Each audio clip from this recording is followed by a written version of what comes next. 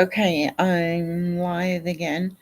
Um, I just did a live stream about in regard to my biological children, and anyone who's followed me on Facebook um realizes that I am constantly in search to reconnect with my biological children. I have children who are 20 years apart. Um, and what's interesting to me, and not so much interesting as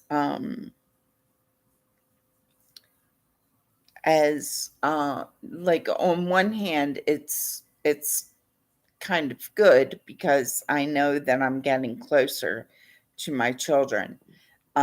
What isn't good is that the closer I get to my children, um, the more like problems I have in people uh, approaching me on this on when I go out. Um, in regard to the same battles, the same way that this uh, same uh, political group has followed me, and there's different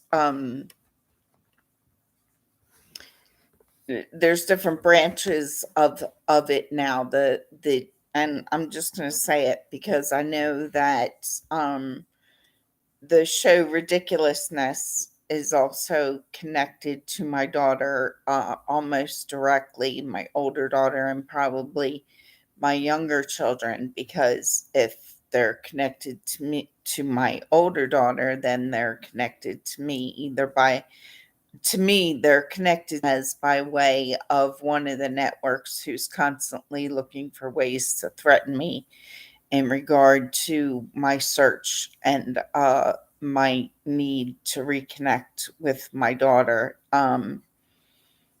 and my older daughter and my younger children.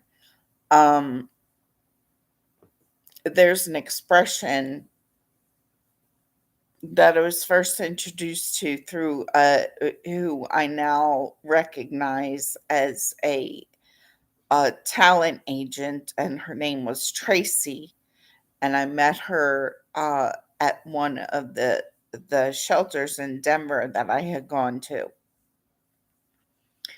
and she used the expression "glommed on," and I used that expression without even thinking about it for the first time the other day in regard to Gene F. Henderson II.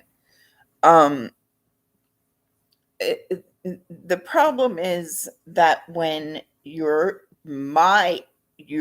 m- my childhood, um and my early adulthood, um I'm still surrounded by all the people who uh were not very good for me, and um I've talked about it many times, and when you see someone um who's looks like your children, or has mannerisms like your children. Now, luckily, for the first time, I saw on like um one of the news networks where the question came on uh publicly: is it uh a good thing um to take children from their biological. They didn't use the same uh words that I use, um but just the fact that I feel like a small victory in that I've finally gotten somebody to pay attention and ask the question. Um, because I didn't abuse my daughter and I didn't abuse my second daughter. And they both have twins that people conspired and literally um my my daughter's twins were basically, I don't know if I still have to say allegedly, because of some big mouth person named Alan White who knows how to and I know he has several aliases, and I know he travels back and forth from Maryland to Colorado, and I know that allegedly he's involved in the legalization of and was part of the conscious awareness, and he's much older. And he has a resemblance facially to many well established famous people in the music and porn industry, and the most important being to what's his name, who supposedly passed, Hefner. And I'm not name dropping people because I'm against pornography. And Gene F. Henderson II, I've talked about many times. When I was a little girl, I'm a victim of child pornography uh, from when we, as a family, um, resided at 3714 um, Parkside Drive. I can never remember if it's Parkside Drive or Eastwood Drive because those two roads interconnect, and I was only it's like you have to drive down one to get onto the other, and I don't know what, I can't remember which one um is on the way and which one the house was actually on. um the the issue is that as a survivor of Gene F. Henderson II and my own childhood, um, my daughter was raised up until she was 14 years old and custody awarded because of an argument which between her and I, which took place under the roof of 514 Nanticoke Court, um, when she was 13 or 14 years old. Um, a very, any parent with any kind of experience as a parent would agree that's a very impressionable age. And I've also talked about an experience where she and I, my daughter Jennifer and I, were walking from the um the car. We had just pulled up and we were going in for the evening. I probably had just picked her up from school, and um and we had stopped somewhere because it wasn't dusk yet. It was like in between. It was probably around 5 o'clock in the evening, and so we probably had stopped at the store or something on the way back. And there were three boys by the street light, which was like right on the side of the house of 514 Nanticoke Court. It's probably still there. But and the boys had called my daughter over, and she looked at me and I looked at her and I just shook my head. And they called her over again, and they could see that she was turning to me for an answer, and I shook my head no, because it's the they were literally probably only 15 to 20 feet from us. Um, and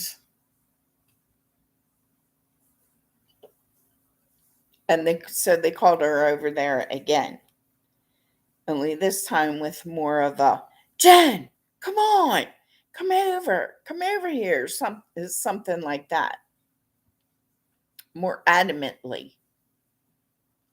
And she looked at me and I looked over, because my daughter, when she was 8 years old, and we were residing in Colorado, here in Colorado at the time, uh, sh- we were spending the night at my former fiance's apartment, and he and I had turned in for the evening, and his nephews were spending the night that night. And so they were having like a little slumber party kind of thing. And myself, they were 8 years old. So I didn't, any kind of um, behaviors that boys and girls enter into that would be, you know, questionable, didn't enter my mind, because they were 8 years old and I knew my daughter, and I knew that there was no kind of interest as far as boy girl behavior. So in other words, I didn't think about it. And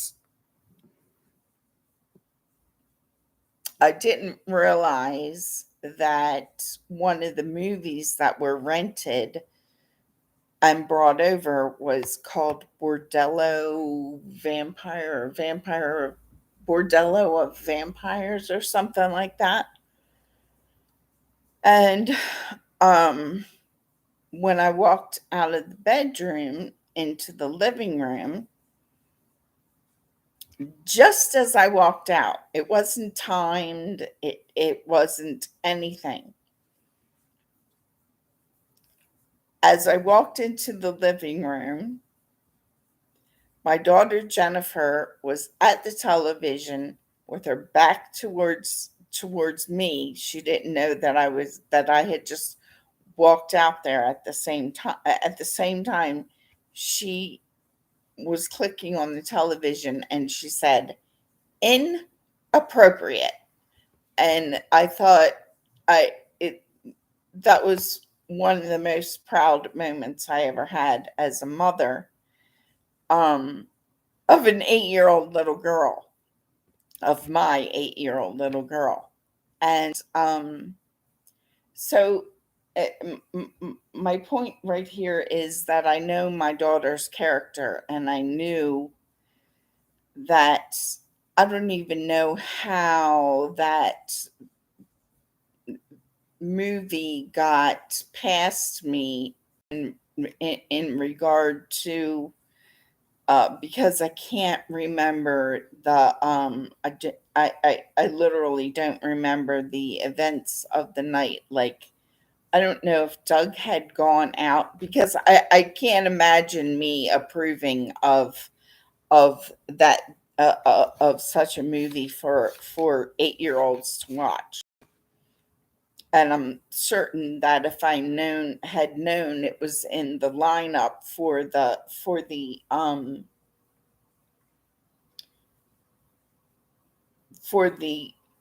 sleepover, that I wouldn't have allowed it. But the fact that it got past me, and as they started watching it, and I walked into the into the living room to go probably get something to drink or something, and there was my daughter turning the television off or turning the video off.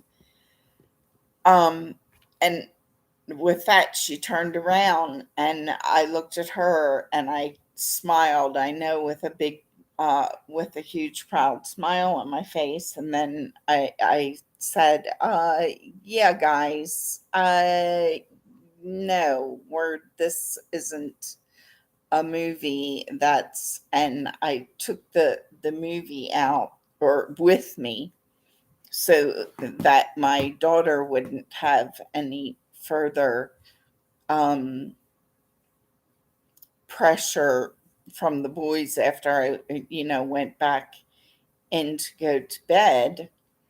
Um, so I took the movie in with me, and I probably said something to Doug and was like,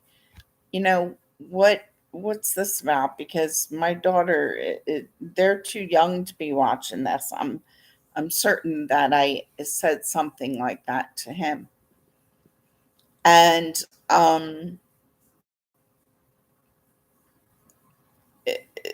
so my point again is that I know my daughter, and I I know and am fully aware of much more that goes on these days. Now, let's see,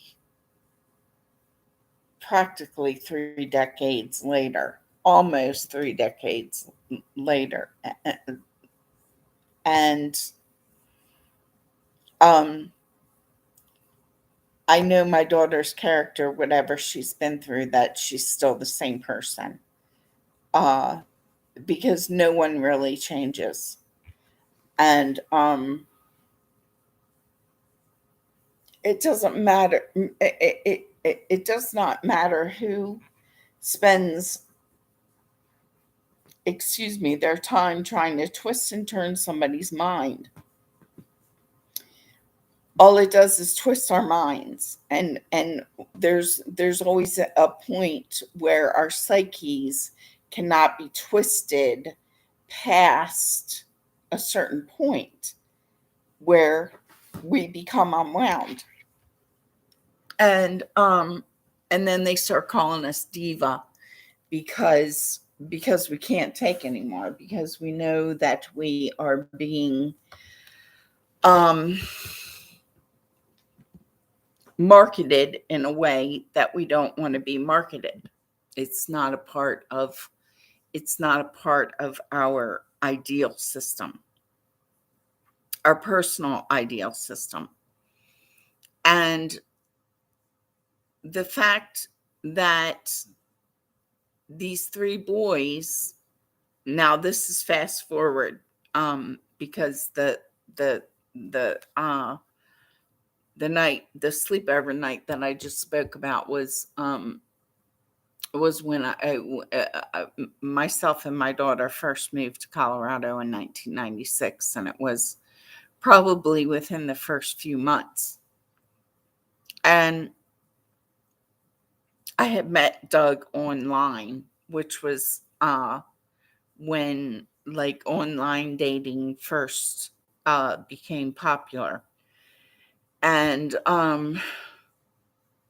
we had decided that we wanted to move in together, and so I moved to Colorado from Maryland, and that was a big huge thing for my family to deal with, even though I was 32 years old, which I've also spoken about here and there.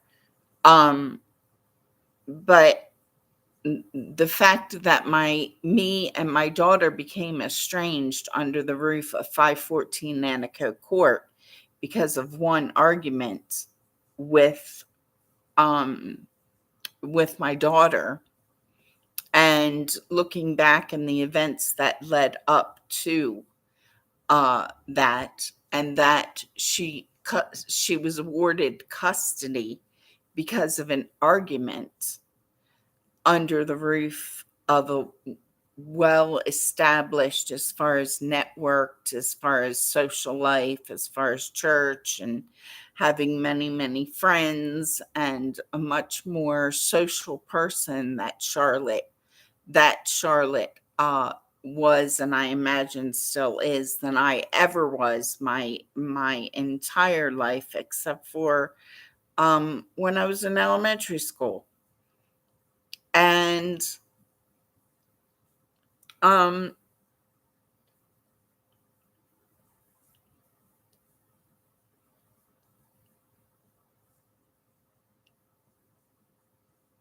fast forward from 1996 and the sleepover with Doug's nephews,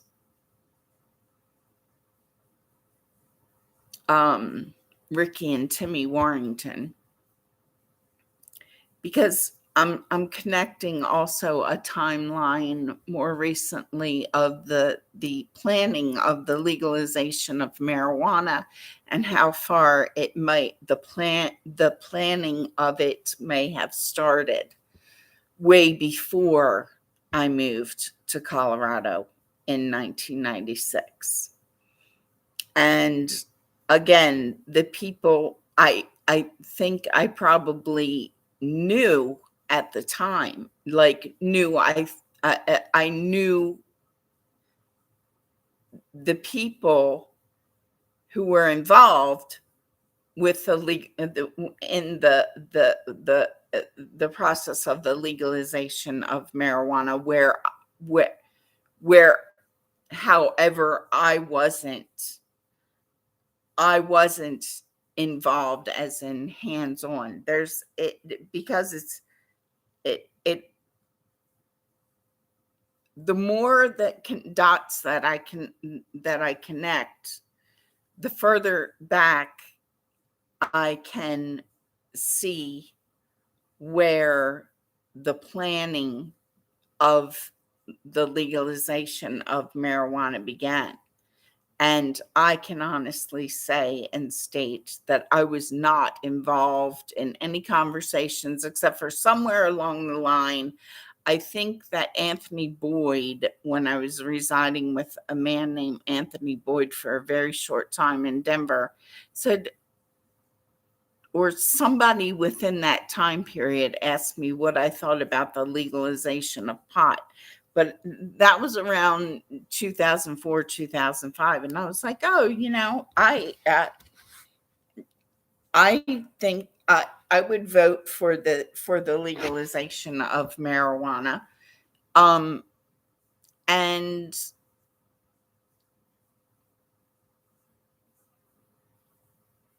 and I still don't have a problem with the fact of legalization of marijuana. However, these days, I think that those same people are trying to legalize cocaine and other drugs and other activities that I don't approve of.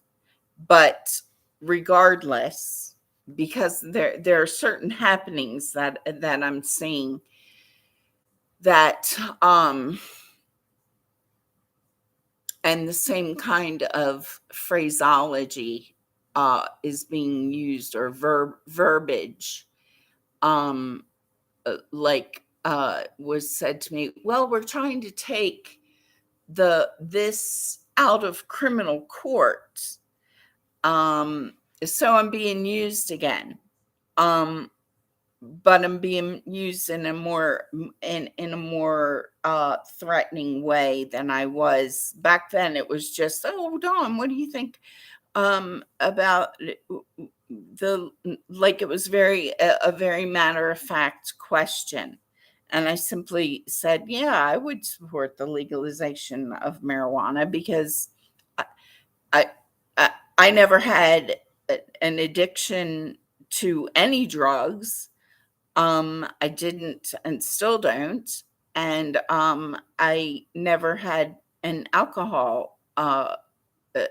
addiction to alcohol, and still don't.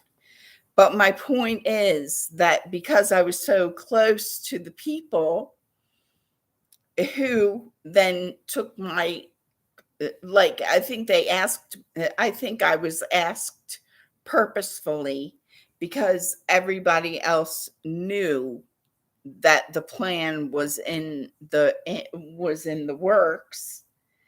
And possibly, like I said, a lot longer before I was asked that question. Um, but that was the most involvement I had in the planning, or the legalization of marijuana, was a question that was asked to me somewhere between the time that I worked at Applebee's in Bel Air and the time that I worked, because that was the last that I heard of it. Anything. That was the last that I heard of any plans. And I'm pretty certain that actually it was probably around the time before I came back to Colorado from Maryland in 2005. And I hadn't heard, like I said, I hadn't heard anything of it or before since. And then when I was residing for a very brief time for like 6 weeks, if it was that long, it might have been more like 4 weeks, with a man named Anthony Boyd, who was a coworker at the Palm in Denver, 2005, because it was right the Christmas of 2005. Was it 2005? I went back in June of 2005. No, it had to have been the Christmas of 2006. Yeah. And he had pulled out a joint and was like, "Do you smoke?" And I was like, yeah, I used to smoke pot when I was younger, but I haven't smoked pot since. And because I became a mother, and it wasn't, I didn't feel like it was appropriate for, I didn't think I didn't smoke pot when it wasn't legal because I'm not a person who likes to break rules. And the fact that I had become a mother was even more of an issue, or factor in my deciding not to smoke pot. And and so I was like, he says, it's legal, right?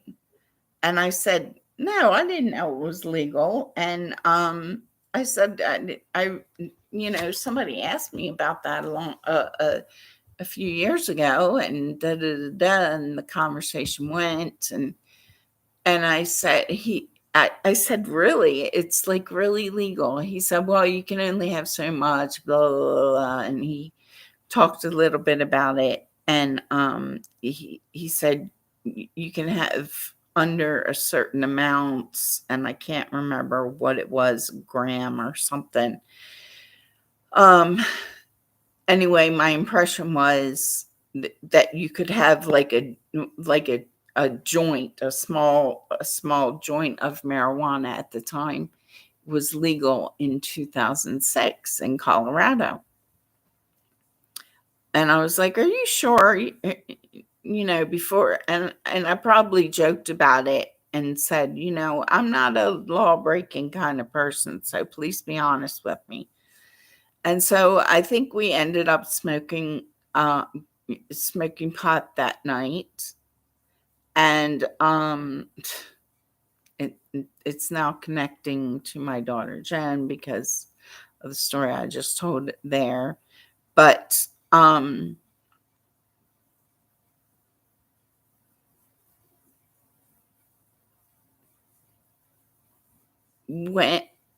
did I get on this topic and why? Oh, because I think that I'm being used in a more not like, well, what do you think about legalizing cocaine and methamphetamines and heroin and everything else? Because they all know what my answer would be. Absolutely not. Um, and now I'm to the point where legalize it. If you if you're going to legalize it, don't include me and don't include make sure you're doing it without harming anyone's children, because what I realize now also in what I've been through is that human trafficking was part of the whole, and child trafficking was part of the whole um, process of legalizing and I'm coming up because of the timing of the story. And I had no knowledge of the process or anything else of the legalization of marijuana. And it, it, right now, I am, I'm not saying to, I don't want to have anything to do with the legalization. I just see, and things that I'm hearing make me think that they're trying to do the same thing, and I don't want to be used. And my concern is that my children are being trafficked in the process of something that I'm almost certain is going on, but have no proof of. Um,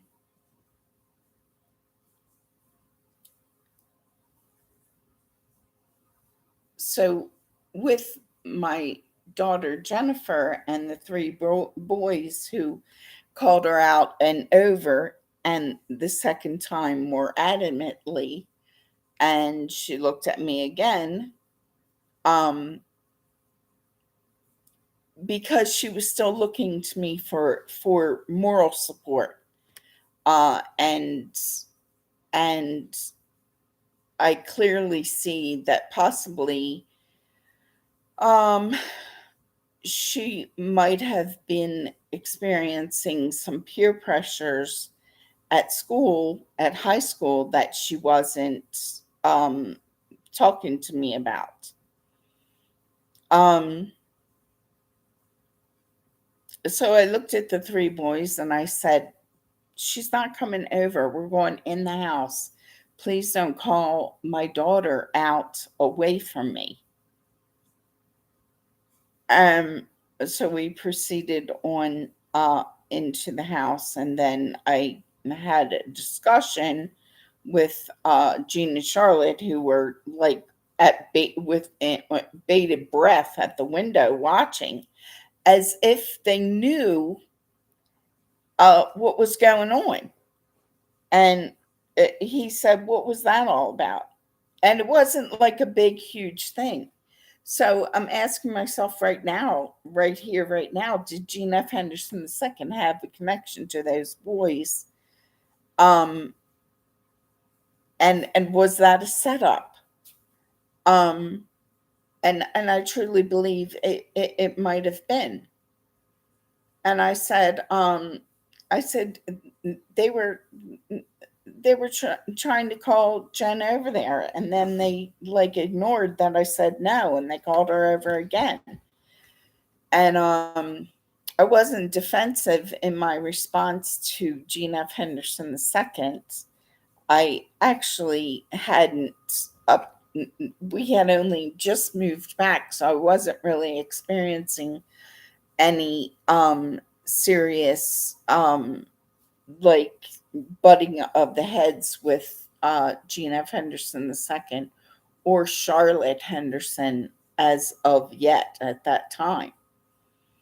But then Charlotte said in response, then it turned into a discussion. Um, and I can't remember exactly what Charlotte said, but I was being led then in this sort of psychological, um, well, Dawn, maybe you're being too overprotective kind of thing. But that's not the way Charlotte handled discussion. Charlotte handled discussions as in um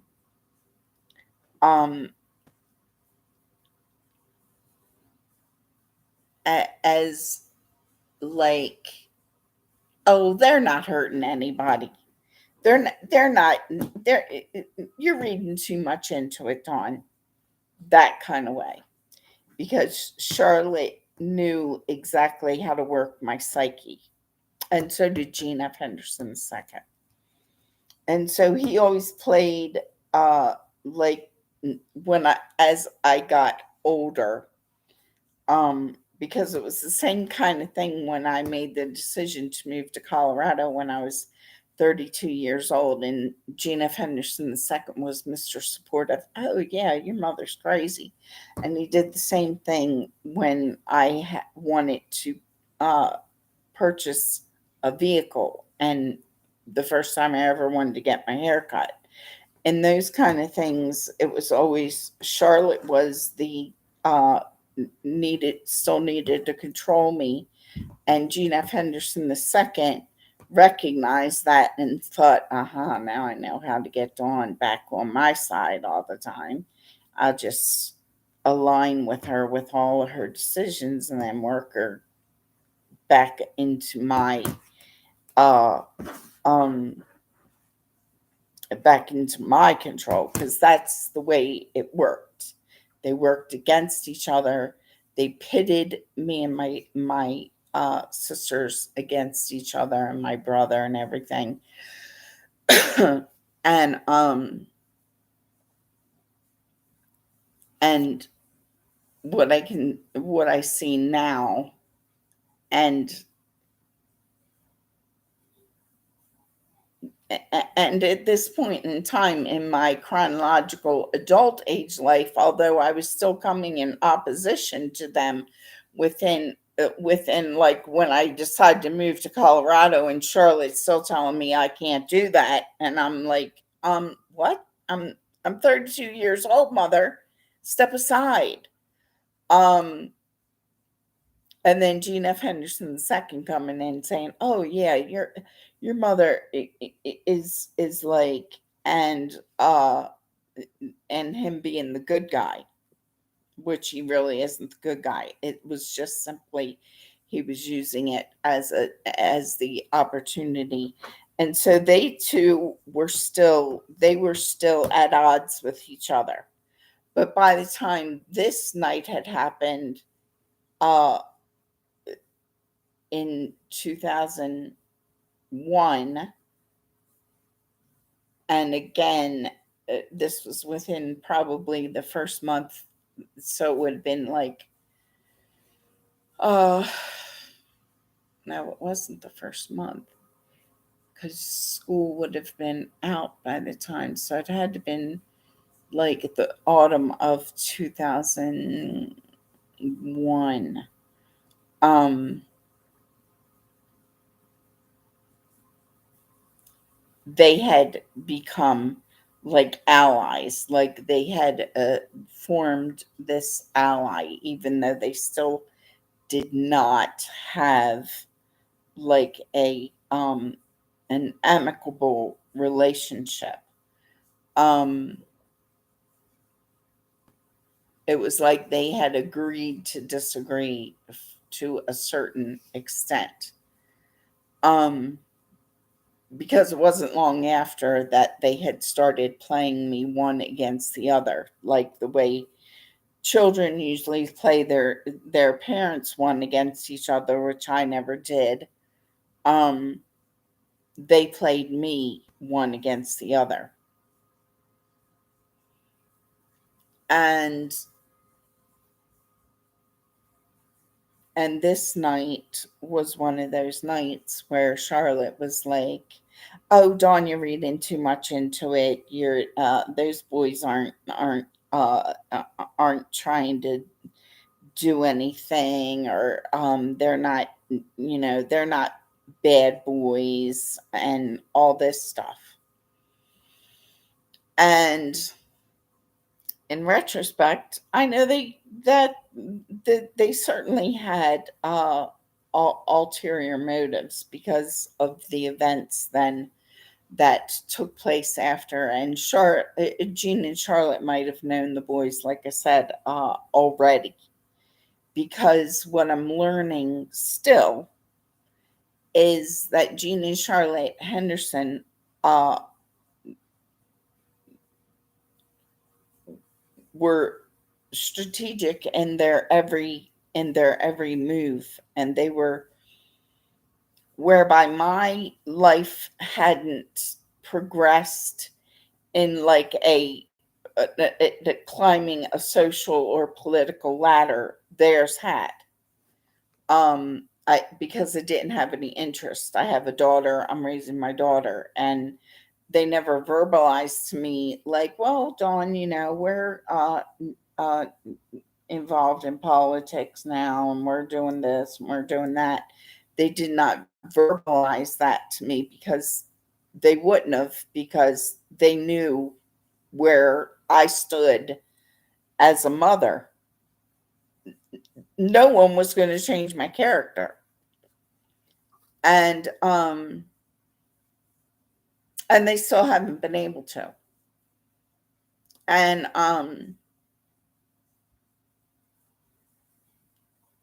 and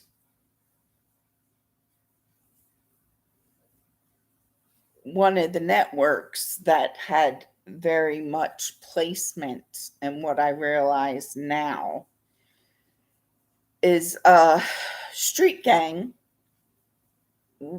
within, and is connected directly to the DG. I always say this, DG or DC network, because it can be seen as either one, but seeing it as DC Dolce Cabana, or it's Gabbana, I think, but in seeing it both ways, Gabbana and DC, as in Washington, DC, and what I recognize simply by researching and what I've experienced, and placements of people that have been placed around me to control me and whatnot, that it's a very political, it's a network that appears on several levels, starting at the lowest level as a street gang. And they're who I've stated many times. I can look back, hindsight, and see that they're the network that worked hard uh, to pull my daughter, and very possibly um, they pulled my daughter in. I'm doing my own research and my own investigations. And when I say investigations, I'm not really aggressive, as in aggressively investigating, but I am simply connecting dots that make sense, and using my own truth as a litmus test to what I see and hear, and and have experienced. And the Ridiculousness Network, is a show that is closely related to the Dolce Cabana, because he wears the thing all the time. So I know that they're closely associated with uh, the level of youth, and like youth activities, skateboarding and BMX and all that kind of stuff. Just even by way of watching the show, you can see that. But if you haven't gone through what I've been through, um, it would be more of a subliminal sort of message that you're receiving, whereby it to me it blares at me. Um, uh, and they're very political, and their purpose is, uh, I know, placement of uh, putting different people in political placement, and um,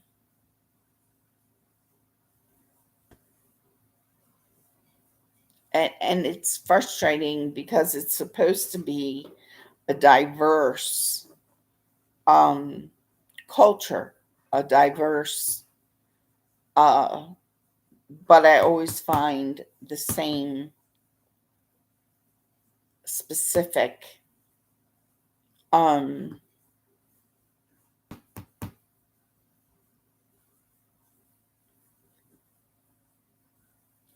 or I,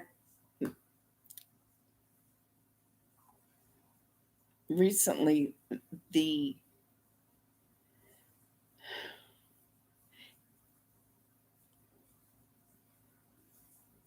it's it's almost like the one cultural group has given up on trying to get me back, because I've gone public with realizing that when I was young and unaware and naive and thought I had friends in different cultural groups, what I actually had was much older politically uh, activated uh, human beings who were using me as a pawn in more specific. The DC network wasn't around then when I was young, at least in operation to the extent that it is now.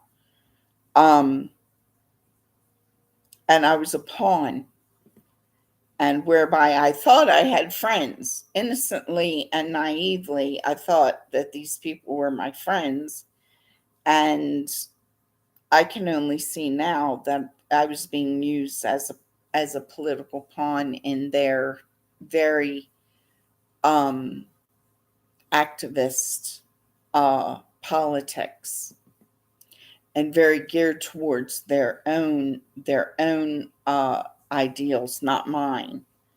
Um, and so I was invited in, I think, as like what I talked about earlier, to certain um, get togethers and stuff. And um, when I didn't get involved in the activity, such as one of the parties I was invited to was again, I was a serious minority. Like there were like probably 100 people at the party, and I was the only blonde haired, blue eyed white person. I and my friend.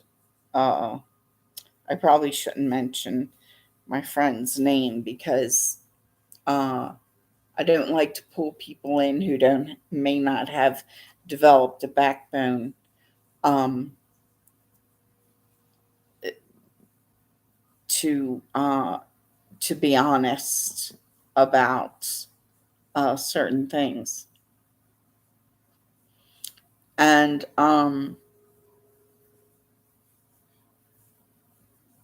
and I had no interest back then of getting involved in drugs or huge parties uh, or bar hopping with anyone. I didn't get involved in going to parties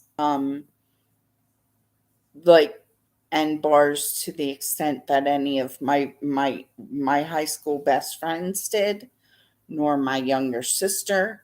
and what my older sister was doing at the time. I think my older sister was going to parties and stuff on a regular basis and bar hopping. I went to bars. I'm not saying that I didn't. And I went to bars every weekend. But where everybody else was getting, I couldn't drink 2 beers without getting drunk, and I didn't like it. I didn't like drinking. Um,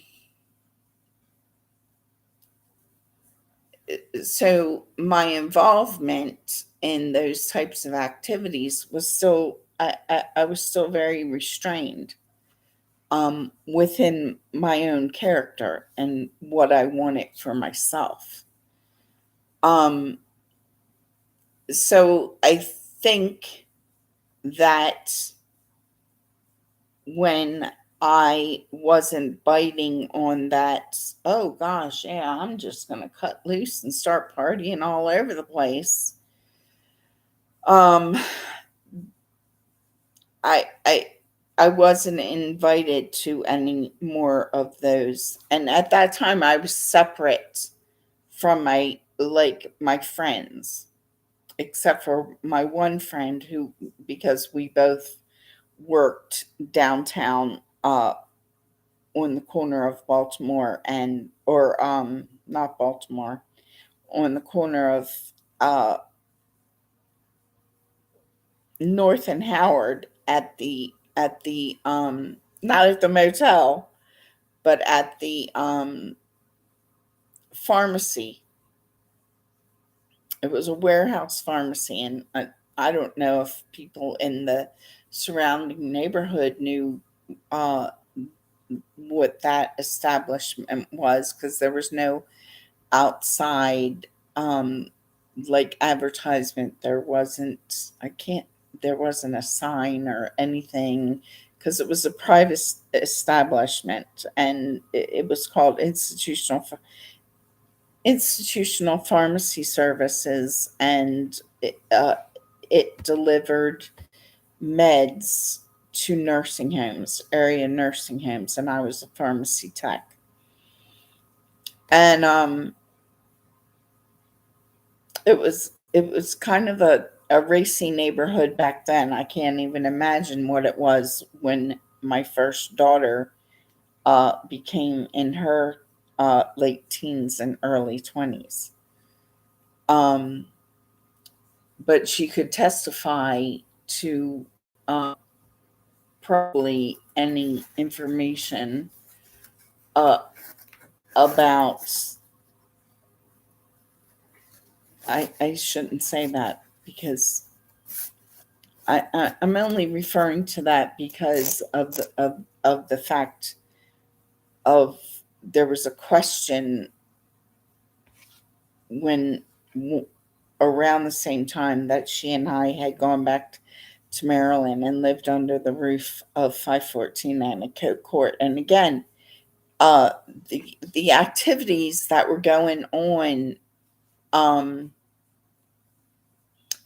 at the time in my brother and sister in law's house. And one of the things, even though when I was a child growing up, I was abused and neglected, and I didn't have a very good childhood. Um, my parents didn't party. Jean and Charlotte didn't party. And so the fact that they were now, all these years later, like, almost trying to pull me into being okay with, um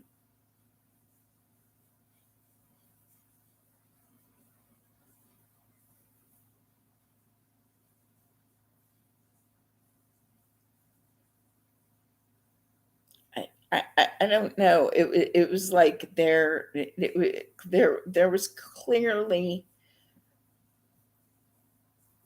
something had changed in their, maybe they started as part of their social and political climbing, they were recognizing the value of my daughter, as in having control of my daughter, and and them putting my daughter out there, and hoping that she would bite into. In other words, they were in the process of trying to take my very still very conservative parenting away from me, because they were seeing my daughter as an opportunity for them to social and political climb, whereas I would, and still don't see my children in such regard, and wouldn't use my own biological children or anybody else's in that regard. Um, and people will argue, well, you're on here and you're saying this and you're saying that, it can hear, and you're trying to change things, so yeah, you are using your children as political and da da da da. No, I'm not. I'm not running for office. I'm not supporting any candidates.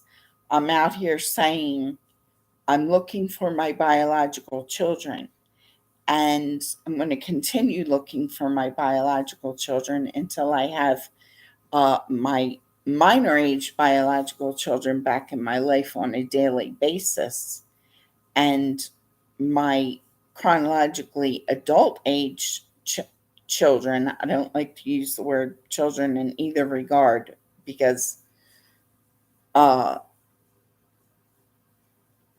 they're not actually children at this point, but I don't know a better word to use. In other words, I'm not using it in a derogatory manner, the way Charlotte said to me in arguments, Dawn, you're my child.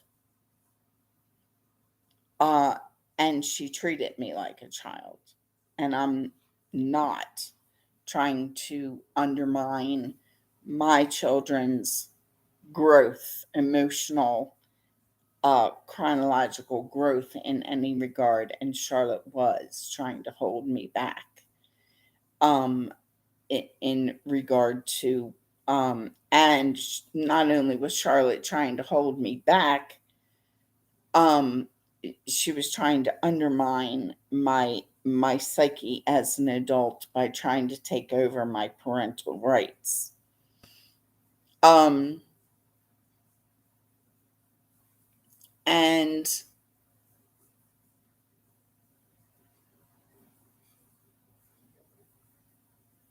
the fact that uh, these networks, who I can clearly see, were and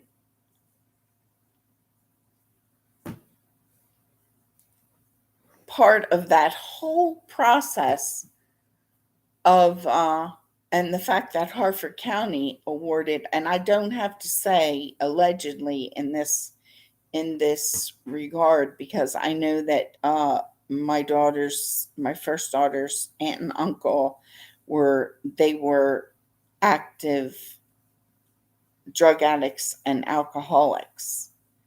And Harford County awarded my 13-year-old daughter to, uh, as I've talked about many times before, uh, a couple who, so it was all very dark. And it was almost like the changing of entire United States politics, like what had once become taboo and unacceptable behavior of parents was now becoming acceptable, and because it was the more popular thing to do. And I still hadn't joined the party crowd, and I still haven't, and I'm not going to. And,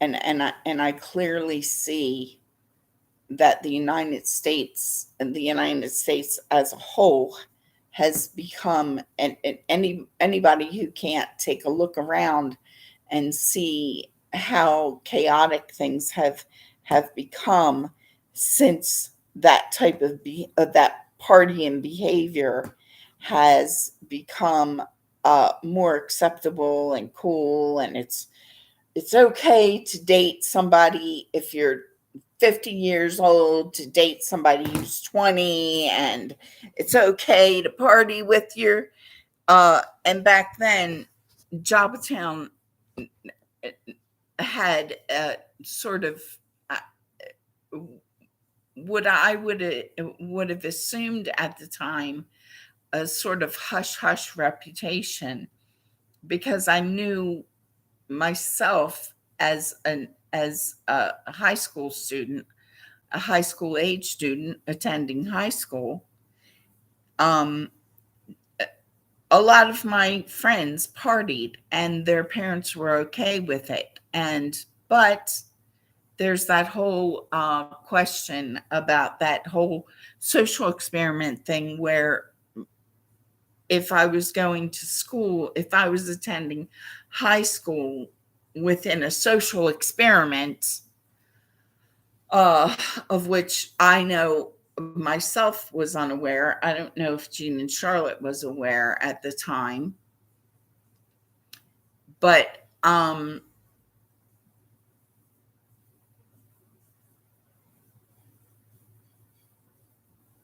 that I was attending high school, very possibly with persons who were much chronologically uh, older than me, like anywhere from 10 to like 20 years older than me. And all I can think now is, if that's true, and I believe that it is, how irresponsible of the United States and or Harford County government even back then. Um,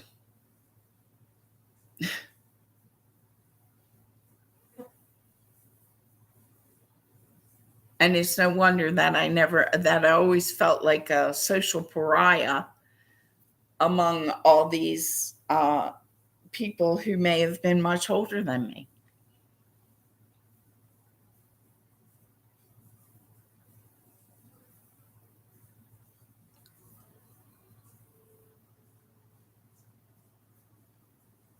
And I've asked the question many times since realizing that, and still thinking that it must have been, if it's true, must have been a sort of an isolated social experiment. And the high school that I went to uh, had to have been the only one. Like, or was it more prevalent than I could have ever imagined? And was my daughter experiencing the same thing now? How many 2.5 decades into her um, existent, well, not 2.5 decades, but like, was my daughter Jennifer attending middle school and high school with students who were much chronologically and thereby socially and life experientially more experienced and advanced and know-how and uh, than she was. And I think it's very possible. And in fact, I'm pretty much convinced that my daughter probably was experiencing the same thing. And it's very frustrating. And the feeling and of betrayal that you feel when you start to realize these things is extensive. Um,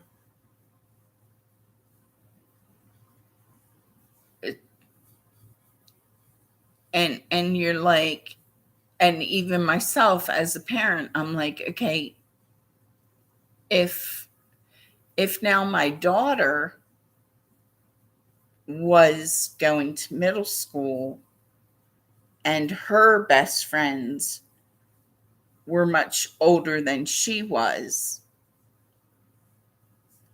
um,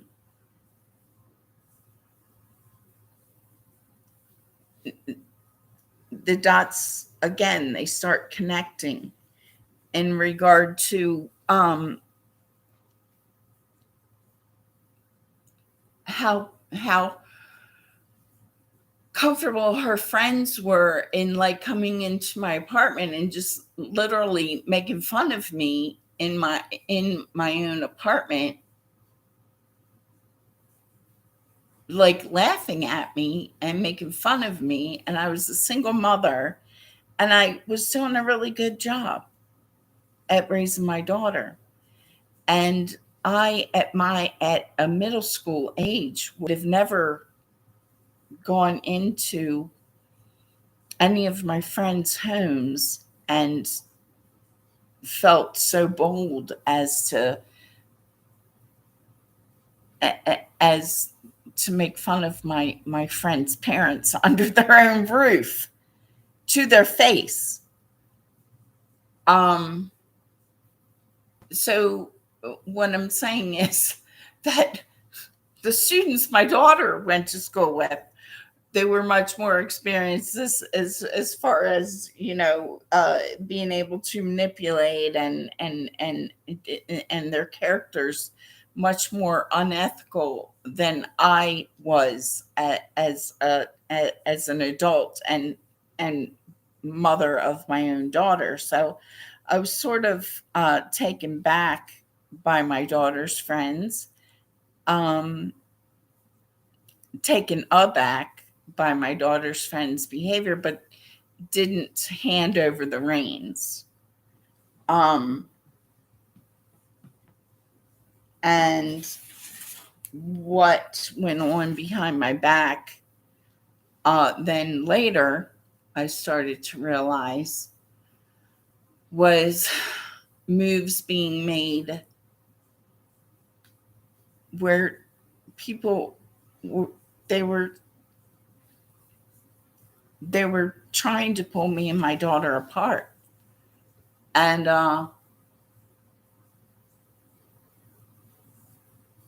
I've told the story about which I still haven't gotten 100%. Um, I don't have a way because my daughter was pulled from me.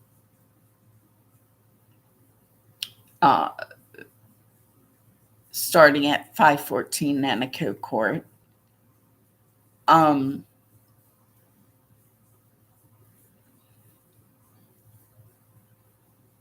and one of the stories that I started to get onto when she and I were going through this turmoil, and you expect a certain amount at middle school age, but this was like really really uh,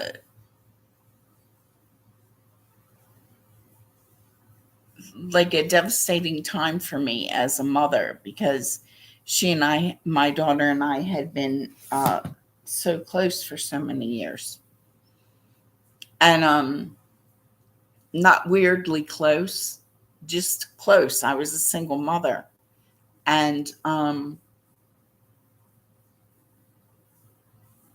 again, I feel like I'm testifying somewhere, and I feel like I'm appearing in stripes, in black and white stripes, and so thereby someone who's either tethering or tuning in, behind the scenes, behind my interface, through my computer, is manipulating the things that I'm saying.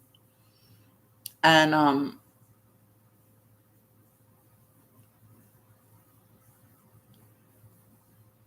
And I'm still going to continue to tell my story and my truth and my daughter's truth to the ability that I know her truth, or to the point I know my daughter's truth, which is up to when she was awarded custody, and I can uh, testify to some other things um, on behalf of my daughter, if because I know how I've been played in this mess of the process of legalization of marijuana. And like I stated earlier, I can see that the same sort of activities are swirling around me now in my residence here in Boulder. The same kind of activities that were swirling around me when the legalization of pot had really started rolling, and I was residing in Lakewood, and I was being surrounded by a lot of people who were involved in questionable activity back then. But at that time, I didn't know that the legalization of pot was in the works, in the rolling, in the everything, and I just didn't know a lot about very much of anything. And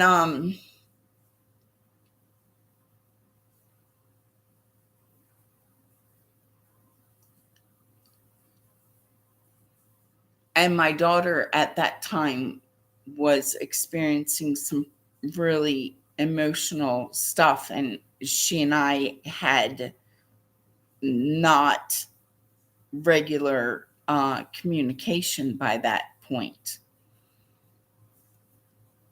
because Harford County government had awarded my daughter to her party and aunt and uncle. And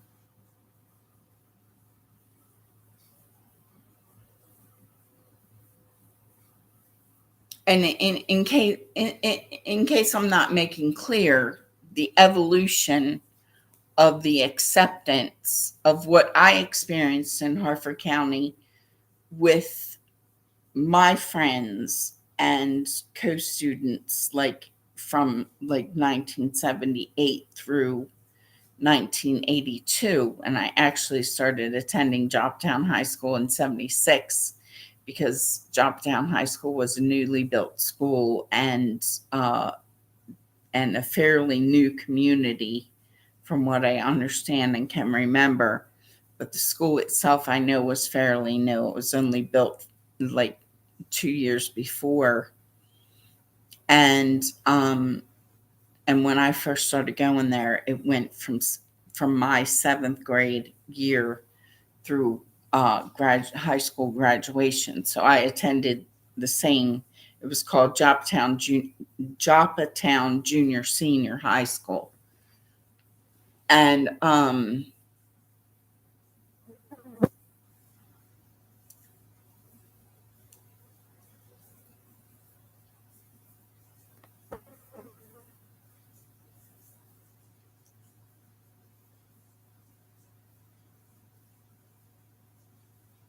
so the evolution of what was accepted by the parents of my best friends, as in all of my friends partied from the time that I was in the seventh grade up through the time we graduated. I wasn't. I I wasn't allowed to. And in retrospect, um, I'm glad that I wasn't. Um, However, Jean and Charlotte are not to run with my oh, you see, we were good parents. We were good parents. No, you weren't good parents. It's simply, in retrospect, that one thing. I'm sort of glad that I wasn't allowed to go roller skating every Friday and Saturday night. And and and as far as going to parties, when I was in 7th and 8th grade, ninth grade and 10th grade, I really didn't have any interest in going to parties. Um, Only because I knew myself, and I wasn't the stories that they all told on the following Monday. I was very okay with not um becoming socially active at that time. Um, but in illustrating or speaking on the evolution of what was acceptable from parents when I was in middle school, from the parents of my friends, and they weren't my friends from the time that I was in middle school all the way through. My friends sort of changed every year. But by the time that I graduated, uh, my senior year, my junior year, I had started working at Wendy's, and by my senior year, I um, I started going to parties, but still not every weekend. It was like I probably went to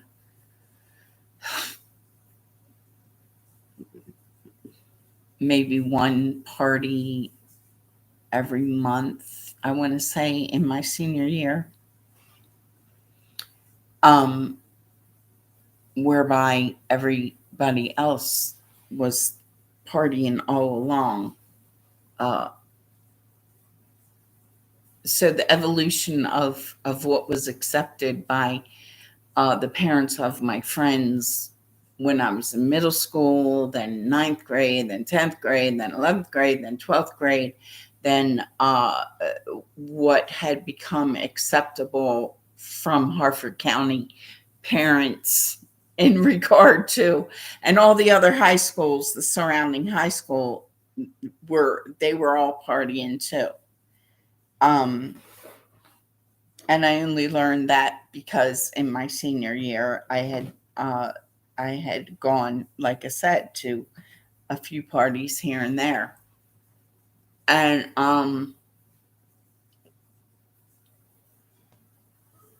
and that's when I started to learn that partying was whole lot more extensive uh, in my age group all around Harford County. And but I still didn't want nor need huge involvement in the partying scene. So the evolution of what was acceptable by parents when I was attending high school had obviously evolved into something, behaviors and activities that were much more um,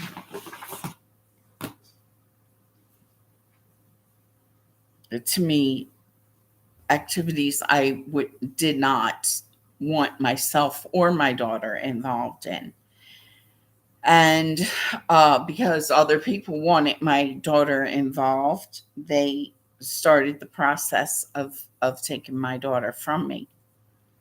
And my daughter was awarded custody in 2003 to her alcoholic, cocaine addict uh, aunt and uncle. And I still am, how many years later, and I just heard that cool word again. Um, and it isn't cool. It's ridiculously unacceptable for a county government to have awarded custody of a 13-year-old girl to alcoholics and cocaine addicts. So, Mr. Cool, and I can only go by my ear of the three voice tones that I can clearly hear in that one cool uh, um, neurolinguistic attachment to my comment. Um,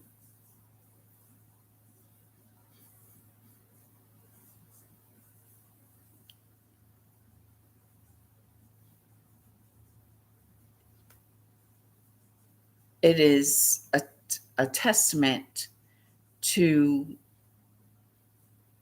the chaotic direction that everything in the United States has gone in. And so, to me,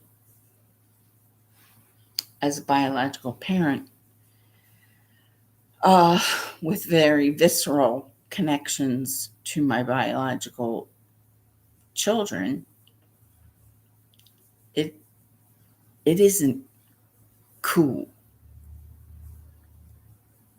It's chilling. And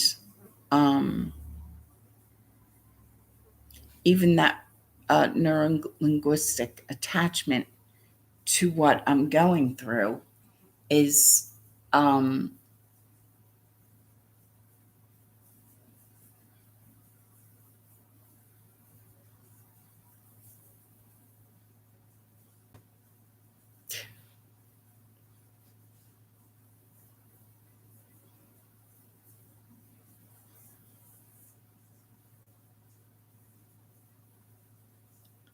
it's like I want to uh,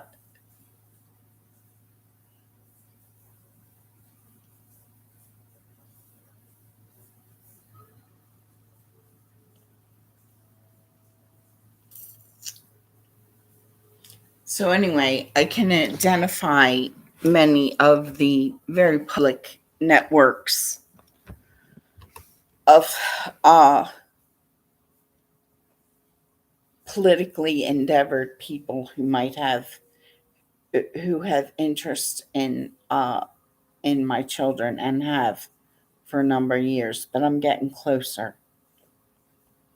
And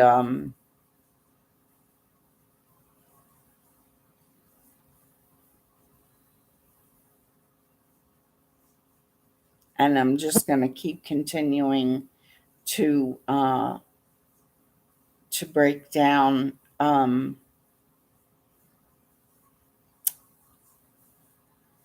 uh, the tagging, the internet tagging system. And when I say break down, I'm like going to continue to